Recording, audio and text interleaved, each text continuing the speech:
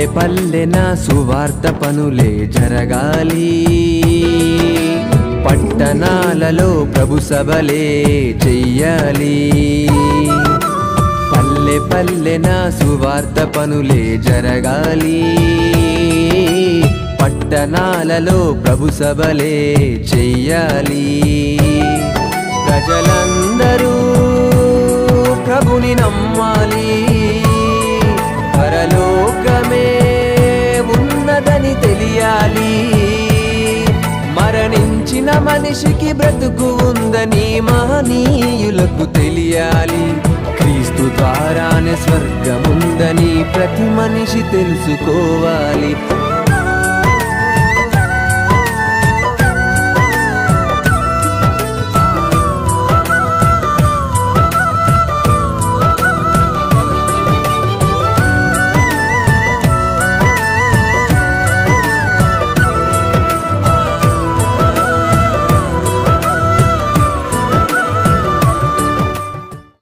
నా తండ్రి పని చేస్తున్నాడు, ఇదిగో నీకు సూర్యుడు రావాలి అనంటే ఆయన ఈ భూమిని తిప్పాలి తెలుసా.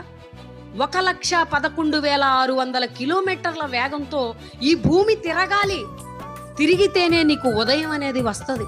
భూమిని తిప్పాలి, భూమి తిప్పితేనే సూర్యుడు వస్తాడు అని ఆయన పని చేస్తున్నాడు. ఆయన పని ఆయన గుర్తుంచుకున్నాడు. కానీ నువ్వు మాత్రం ప్రకృతి సంబంధిమైనటువంటి మనిషివు కదా, ఈ భూమి మీద బ్రతకడం కోసమే ఆలోచిస్తున్నావు. పెందలకడ నీవు లేచి అందరితో నీవు కలిసి. ఆలోచన తప్పు, మనుషుల ఆలోచన తప్పు, మనుషుల తలంపులు తప్పు.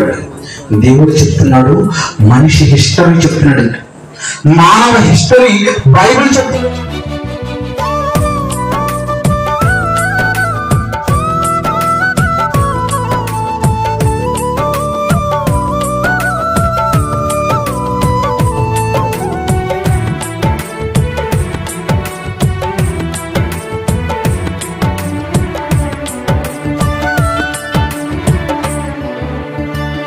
పెందలకడ నీవు లేచి అందరితో నీవు కలిసి.